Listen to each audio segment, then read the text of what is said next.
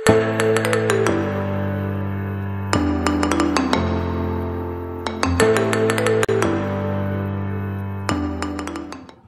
Hello నమస్తే అండి, welcome back to my channel. ఎక్కడికి పొద్దున్నే బయలుదేరుతున్నాం అనుకుంటున్నారా అండి? ఈరోజు సండే అండి. ప్రతిరోజు నా వంట తిని నాకే బోర్ కొడుతోంది. ఇంట్లో వాళ్ళకేం బోర్ కొట్టదండి నా వంట, కానీ నాకైతే చాలా బోర్ కొడుతోంది.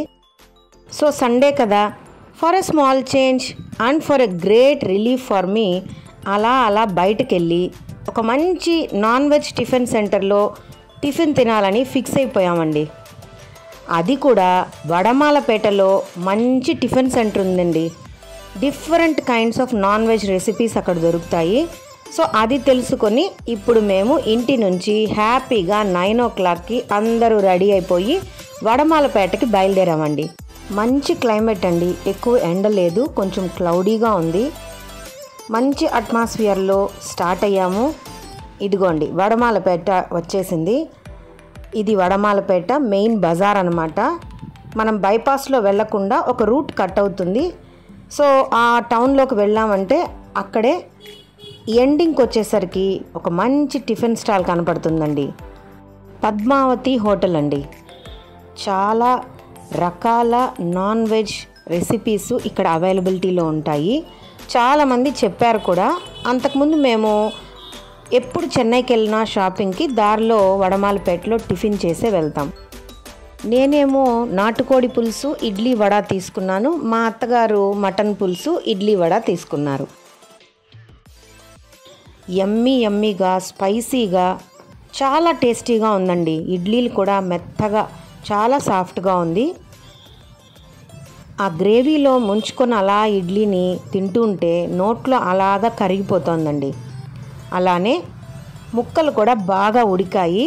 ఇక్కడ చాలా రకాలు ఉన్నాయండి. జనరల్గా ఇక్కడ ఇడ్లీ దోశ దొరుకుతుంది, మటన్ పులుసు, చికెన్ పులుసు, నాటుకోడి పులుసు. మధ్యాహ్నం అయితే బోటి, తలకూర, పాయ, చేప ఇలాంటివన్నీ దొరుకుతాయంట. సో మేము మిస్ అయ్యామండి. నేను యాక్చువల్గా బోటి పులుసు తినాలనుకొని చాలా యాంగ్జైటీగా వెళ్ళాను. బట్ నాకైతే బోటి దొరకలేదు. యమ్మీ టిఫిన్స్ లాగించేసి మళ్ళీ ఇంటికి తిరిగి వచ్చేస్తున్నామండి. ఇది కేఎల్ఎం హాస్పిటల్ వడమాలపేట అండి. బ్రిటిషర్స్ ఉన్నప్పుడు ఆ హాస్పిటల్ చాలా బాగా రన్ అయ్యేది. ఈ చుట్టుపక్కల ఉండేవాళ్ళు అక్కడికే వెళ్ళేవారు. ఇదేమో అంకాళ పరమేశ్వరి టెంపుల్ అండి. చాలా బాగుంది. చుట్టూరా యాంటిక్ స్టైల్లో గుడి ఉందండి.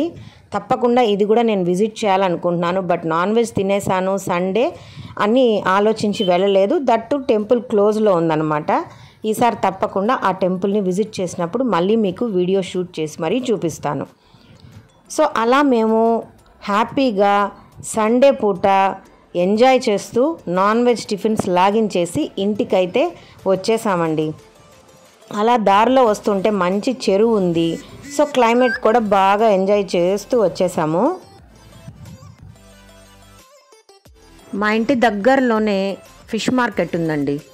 మంచి ఫ్రెష్ ఫిష్లు అక్కడ దొరుకుతాయి.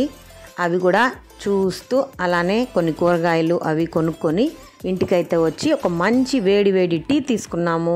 ఆ తర్వాత మామూలే కదండి, ఎన్నిసార్లు ఎక్కడ బయట తిన్నా కానీ మళ్ళీ మన వంట తింటే కానీ మనకు తృప్తి ఉండదు.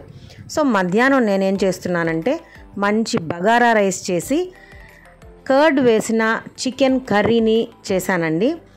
బట్ బగారా రైస్ అయితే షూట్ చేశాను కానీ చికెన్ కర్రీ షూట్ చేయలేకపోయాను. బికాస్ కొంచెం టైర్డ్ అయ్యామన్నమాట. టైం సరిపోలేదు షూట్ చేయడానికి.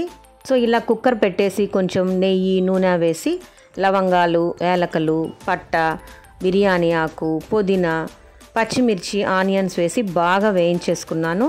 ఆనియన్స్ బాగా ఫ్రై అవ్వడానికి కాస్త సాల్ట్ కూడా యాడ్ చేస్తున్నాను. ఆ తర్వాత అల్లం వెల్లుల్లి మసాలా ముద్దను కూడా అందులో యాడ్ చేసేసి ఆల్రెడీ 1 hour ముందే నేను బాస్మతి బియ్యాన్ని సోక్ చేసి పెట్టేసుకున్నానండి. అవంతా కూడా వాటర్ డ్రైన్ చేసి రైస్ని అందులో మిక్స్ చేసేస్తాను. కావలసినంత వాటర్ యాడ్ చేసి సాల్ట్ చెక్ చేసుకొని కుక్కర్ లిడ్ పెట్టేసి ఒక 2 విజిల్స్ వచ్చే వరకు బాగా ఉడకనిస్తానండి. అంతే అండి, బగారా రైస్ కంప్లీట్ అయిపోయింది. ఆ తర్వాత ఏమో చికెన్ని బాగా క్లీన్ చేసుకున్నాక అందులో కొంచెం salt, lemon juice, 1 cup curd వేసి అల్లం వెల్లుల్లి మసాలా, తర్వాత ధనియాల పొడి, కారం పొడి, పసుపు, ఉప్పు ఇలాంటివన్నీ యాడ్ చేసి బాగా మ్యారినేట్ చేసి పెట్టేశాను. దాదాపు ఒక 1 అవర్ అలా చికెన్ ఫ్రిడ్జ్లో మ్యారినేట్ అయ్యాక ఒక ప్యాన్ తీసుకొని ఆయిల్ బాగా వేడి చేశాక అందులో కాస్త పచ్చిమిర్చి, కరివేపాకు వేసి ఈ మ్యారినేట్ అయిన చికెన్ని అందులో డ్రాప్ చేసేయాలి. ఇంకా అస్సలు వాటర్ పోయకూడదండి. ఆ చికెన్లో నుంచి ఆ కర్డ్ వల్ల వాటర్ రిలీజ్ అవుతూ వస్తుంది. మనకి ఎంత డ్రైనెస్ కావాలో అంత కన్సిస్టెన్సీ వచ్చే వరకు చికెన్ని సిమ్లో పెట్టి కలుపుకుంటూ ఉంటే చక్కటి చికెన్ గ్రేవీ నేను చూపించే విధంగా రెడీ అయిపోతుంది. పుల్లగా, కారంగా టేస్టీగా ఉంటుందండి. ఈ సండేని నేను థరోగా ఎంజాయ్ చేశానండి. ఈ వ్లాగ్ మీరు కూడా ఎంజాయ్ చేసుంటే లైక్ చేసి మీ ఫ్రెండ్స్కి షేర్ చేయండి.